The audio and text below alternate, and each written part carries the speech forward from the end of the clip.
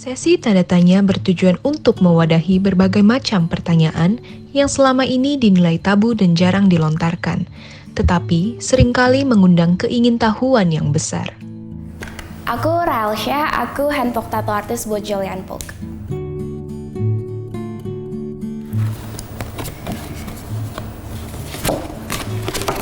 Question 1. Apa yang membuat kamu ingin menjadi tato artis?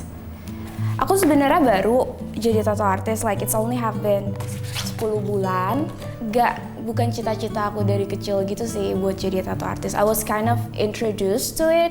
Kayak, lo suka nyoret-nyoret daripada di kertas, coba deh bikin permanen di kulit manusia. Terus gue dikenalin sama komunitas yang ngerti tato, yang ngerti handpoke. Terus gue coba-coba, gue bisa dan gue suka. Nah, dari situ gue kayaknya I can do this for a living deh.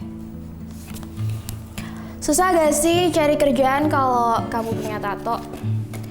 Tergantung kamu mau kerja di mana, cantik. Kalau mau kerja sama aku boleh-boleh aja.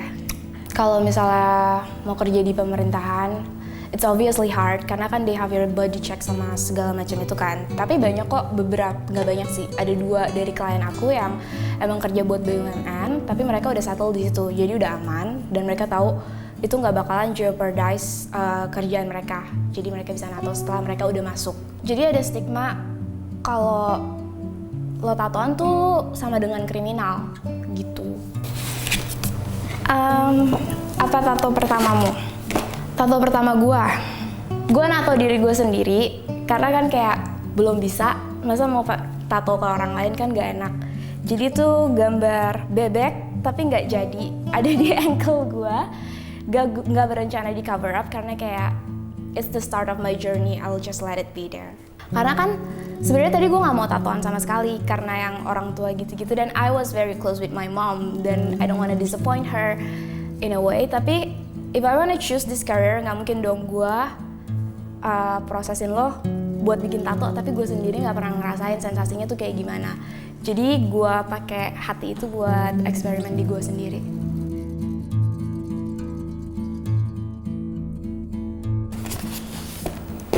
Ada nggak keinginan yang nggak bisa terwujud karena tato yang kamu punya?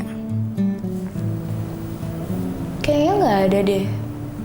It doesn't limit me in any shape or form or boundaries. Aku masih bisa ngelakuin banyak hal walaupun udah ada tato. Kenapa sih kamu rela membayar orang lain untuk menyakiti diri kamu dengan membuat tato? I think balik lagi ke how do you see the tattoo itself? Do you see it as an art form? Do you see it as a creation? Kalian kayak, kenapa lo beli baju? Kenapa lo beli, kenapa lo nggak minta? Kenapa lo bayar buat baju lo? It's the same thing, karena lo ngeliat ada harganya kan. Dan tato, orang tuh nato sebenarnya sama aja sih, kayak semua hal yang lo lakuin dan lo bisa pasarin itu lo belajar dulu kan. Apalagi tato, it's not easy to learn how to tattoo. Jadi I think aku rela-rela aja bayar mereka karena aku mau mengapresiasi kalau mereka udah belajar, kalau mereka udah nempuh perjalanan itu dan sampai akhirnya mereka bisa jadiin itu mata pencarian dalam bentuk seni. Waktu pertama kali punya tato kamu umpetin nggak? Enggak sih. Umpetin dari siapapun karena aku tinggal sendiri kan, ini tahun keempat aku tinggal sendiri, jadi sebenarnya nggak ada orang yang harus aku umpetin dari tato aku gitu loh.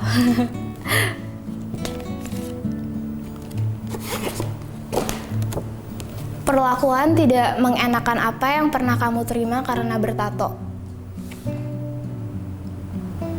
Aku sendiri sih belum pernah ngalamin, cuman kalau misalnya dari teman-teman aku, kalau misalnya kumpul keluarga dan dia perempuan, pasti tuh ada kayak tante-tante atau om-om yang suka, dia tatoan deh, lihat deh, pasti nanti susah dapet pasangan atau kayak pasti susah dapet kerja. I have a feeling that they actually buat bayar tato kan mahal ya, dan they actually probably earn their own money buat tato itu gitu loh. Dan kenapa lo yang ngedumel? It's not your money, it's her body and then it's her money. She's doing that to herself. It's none of your business. Tapi mereka yang ngedumel gitu.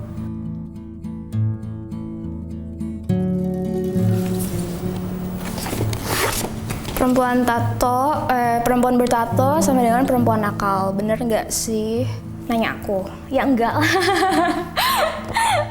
Enggak sih, kayak mungkin karena demografi mereka, seumuran mereka, orang-orang yang bisa nato tuh orang-orang yang berani gitu loh, yang kayak have the fuck it all attitude gitu kan. Jadi it kinda sticks to the stigma, I feel. Pernah kecewa nggak dengan hasil tato yang kamu punya dan pengen dihapus? Yang mana? Kecewa tato?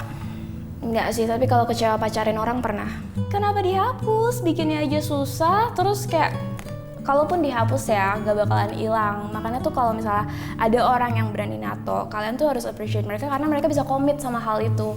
Jadi tiap kali ada klien yang datang ke aku tuh selalu adore mereka karena mereka bisa ngambil komitmen yang aku nggak bisa.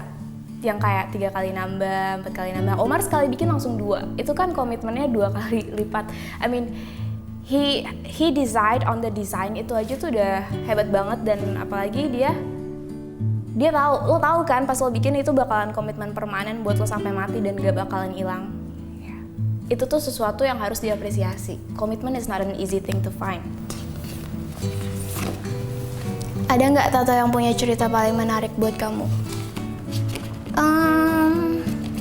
Tatoku belum cukup banyak sih kayaknya, tapi kayaknya yang bebek itu lumayan menarik deh. So I actually choose the dog karena it's my favorite animal. Dulu sama mami aku, spirit animalnya buat kita berdua gitu loh. Jadi itu. Kalau udah tua nanti, tatonya mau dibiarin atau dihapus? Pasti kan kulit kita kendor. I don't age man, I'm a vampire. Kalau udah tua nanti, tatonya mau dibiarin atau dihapus? Dibiarin dong, buat dapetinnya aja susah. Kalau makin tua makin keren gak sih? Kulit lo bakalan ngelaluin banyak journey as you grow, terus ngelaluin banyak cerita. Kalau misalnya dihapus, jadi jelek. Pesannya ya, nah ini sebenarnya lo tahu kalau tato tuh permanen.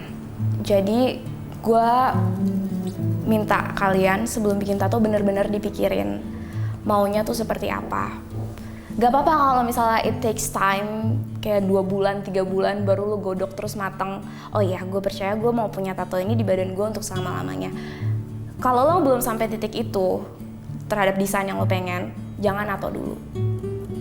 It's okay kalau misalnya teman lo kiri kanan udah pada nato dan lo sendiri yang belum, terus diledek-ledekin mungkin. Kalau misalnya bingung, oh aku tahu jawabnya gimana. Kalau misalnya bingung, chat aja di DM Julian Pop, gitu kan?